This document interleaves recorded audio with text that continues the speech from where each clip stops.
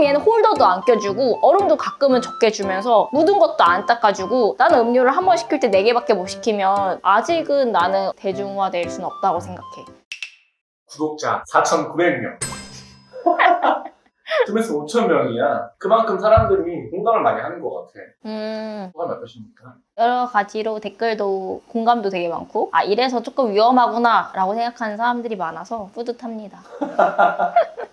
댓글을 보니까 무인 카페에 대한 맞아. 어떤지에 대해서 좀 물어보더라고. 무인 카페에 대해서는 어떻게 생각해? 사실 저번 주에 보러 왔었잖아. 맞아. 사실 원래 나 무인 로봇 카페에 원래 관심이 많았어가지고 옛날에 우리 한번 같이 그냥 가봤었잖아. 이제 실제로 나 하려고 가봤었던 거였어가지고 사실 우리가 여태까지 프라임 매장을 하면서 나가는 지출 비용이 너무 막대하기 때문에 웬만한 매출을 넘기지 않고서는 순수익 가져가기가 힘들다라고 결론이 나왔는데 그럼 이제 무인 카페는 우리가 오토로 돌렸을 때 인건비를 30% 정도 잡았는데 그거를 순 마진으로 갖고 간다 했을 때는 괜찮은 사업 아이템이 아닌가라고 많은 사람들이 생각을 할 것 같아. 근데 이제 내가 무인 카페는 아예 생각도 안 했거든. 로봇 카페는 그나마 생각을 했었는데 무인 카페와 무인 로봇 카페는 다른 건가? 약간 무인 카페는 자판기처럼 나오는 친구들인 거고 무인 로봇 카페는 이렇게 막 로봇팔 있어가지고 사람처럼 직접 컵도 잡아주고 얼음도 하고 요새 들어서는 커피까지 뽑는 무인 로봇 기계가 나왔었잖아.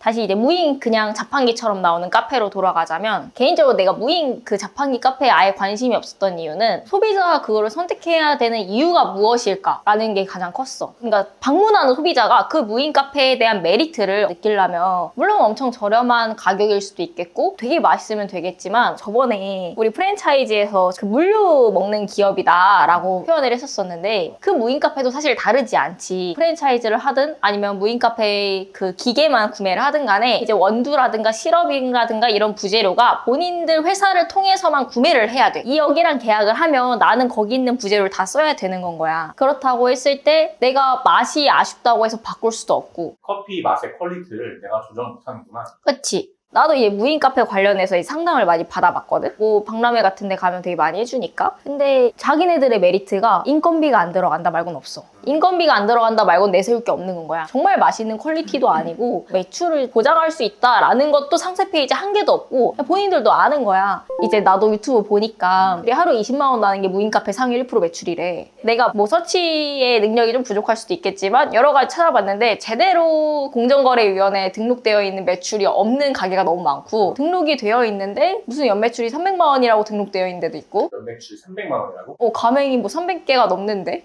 난 이게 내가 잘못된 자료조사인가 라는 생각까지 들 정도였는데 봐봐 우리 일반 개인 카페를 차렸을 때 하루에 10만 원, 20만 원 나오는 것 자체가 힘들어. 근데 무인 카페에서는 사람들이 당연히 발걸음 자체가 적어지고 편의점이랑 더욱더 경쟁할 수 있는 게 무인 카페라고 생각하거든. 그 이유가 무인 카페에 가면 내가 커피를 받아 그 홀더도 내가 껴야 되고 이제 위에 뚜껑도 내가 껴야 되고 번거롭지. 이런 걸 메가커피랑 컴포즈를 가면 안 해도 돼. 근데 편의점은 내가 홀더도 껴야 되고 빨대도 꽂아야 돼. 그럼 이거에 대한 경쟁사는 나는 편의점이라고 생각해. 그러니까 애매하게 내가 소자본으로 한 10평짜리 무인 카페를 차리고 싶다. 그랬을 때 사람들은 여기 올 이유가 없다는 거야. 엄청나게 맛있는 커피도 아니고 애초에 여긴 기계나 부재료를 파는 회사인 거지. 그렇게 커피의 맛의 퀄리티를 높일 수도 없고 보면은 무인 카페라 해서 내가 아예 관리를 안 하는 게 아니라 부재료가 언제 떨어질지 몰라. 보면 이제 사람이 아니잖아? 사람은 웬만하면 컵 한 개에다 음료 하나를 담아서 줘.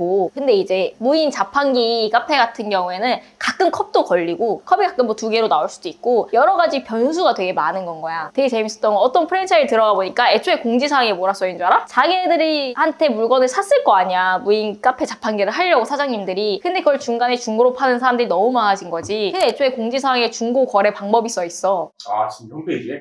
무인 카페 회사의 사이트에 공지사항에 중고로 파는 방법에 대해서 절차가 써있다는 거면 얼마나 많은 계약 해지랑 이걸 팔려고 하는 집단이 많았으면 그랬을까라고 생각을 할 수가 있는 거지. 근데 여기서 뭐 무조건 안 되는 건 아니겠지. 뭐 사실 이거랑 똑같이 보면 밀키트 가게가 있을 수 있을 거고 아니면 마카롱이나 이런 것도 자판기로 되게 많이 팔잖아. 그런 거를 다 갖다 놓으면 된다고 어느 정도 생각하거든? 그럼 이제 더 이상 소자본 창업이 아니야. 그러니까 그렇게 완벽한 시스템을 구색을 하면 무인으로 했을 때 나는 가능성이 있다고 생각하는데 그럼 난 마트를 차리는 거야.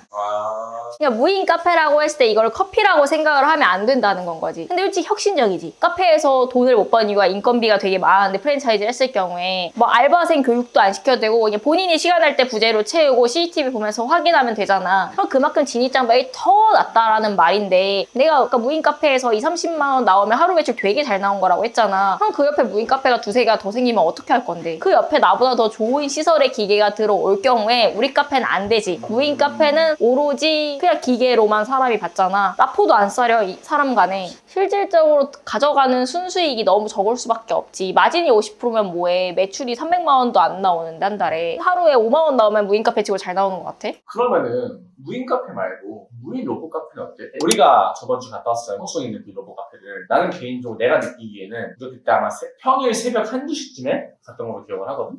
근데 사람이 많았었어. 그치. 그 새벽에 커피를 마시고 싶은 사람들이 이제 술 마시고 나온 사람들도 있고 일단은 나도 신기했어. 거기 갔을 때 이제 나는 원래 로봇을 좋아하니까 그래서 전에 팔을 무인 카페 하려고 했었잖아. 로봇 팔에는 조금 더 관심이 있었던 이유가 소비자들은 아무리 무인 카페에서 뭘 눌러가지고 음료 종류가 많다 해도 과거에 300원짜리 자판기가 잊혀지진 않을 거야. 유차. 그거 알지? 조금 그 자판기 커피. 근데 난 과거에는 자판기에서 먹는 음료는 되게 기성품이라든지 아니면 되게 저가형이라는 인식이 박혀 있다고 생각해, 소비자가. 그래서 나는 더욱더 편의점이랑 경쟁을 할 수 없다라고 느낀 건데 이게 되게 사람이 퍼포먼스적으로 난 되게 중요하다고 생각해. 로봇이 움직이잖아. 그럼 사람 대체가 로봇이라고 우리는 머릿속에 계속 인지를 하고 살아가고 있어. 그럼 사람 대신 로봇이 있으니까 조금 더 비싸도 괜찮다고 사람은 느낄 것 같아, 소비자 인식이. 그래서 나는 조금 더 가능성이 있다라고 생각을 했고, 근데 한 가지 아쉬운 점은 물량은 어느 정도 맞춰 나오는 것 같은데 이제 얼음량이 생각보다 편차가 심하더라고. 근데 그랬을 때 동일한 퀄리티가 아니라는 점이 첫 번째고, 두 번째는 우리가 그 무인 로봇 부스 안에 들어있는 팔을 봤을 때 이제 컵을 놓을 수 있는 게 3개였어. 그럼 얘는 맥시멈이 3개야. 컵을 놓을 수 있는 게. 4개 아니었어? 그건 성수에 있는 거. 그러면은 단체 음료를 만들었을 때 메리트가 있을까? 생각보다 이제 단체 주문 같은 것들이 카페에 실제로 도움이 되는데 무인 로봇 같은 경우에는 이제 단체 음료 같은 거에 한계가 명확하다라는 것과 우리 저번에 성수에 갔을 때 있던 애는 이제 4개였잖아. 심지어 주문할 때 4개까지만 주문이 되더라고. 맞아. 상당히 번거롭다. 10개 시키려고 하면 4개 주문하고 카드 결제하고 4개 주문하고 카드 결제하고, 근데 내가 영수증 하나만 받아야 되는 사람이면 애초에 여긴 못 오는 거야. 오피스 상권 아예 못하겠네. 그리고 얘가 아쉬운 거는 보니까 토핑도 뿌려지더라고, 로봇이 똑똑해가지고. 근데 파우더가 토핑을 뿌리잖아? 그럼 이제 가루잖아. 가루가 날아가면 옆에 이게 묻겠지. 그걸 얘는 못 닦아. 그리고 이제 시럽이 많아지니까 그때 보면은 이렇게 여러 개가 있더라고. 여기서 짜? 그러니까 얘가 갖고 올 때 이 다른 데 묻었나 봐. 그 묻은 걸 얘는 못 닦아. 그럼 얘는 홀더도 안 껴주고 얼음도 가끔은 적게 주면서 묻은 것도 안 닦아주고, 나는 음료를 한 번 시킬 때 4개밖에 못 시키면 아직은 나는 엄청나게 대중화될 수는 없다고 생각해.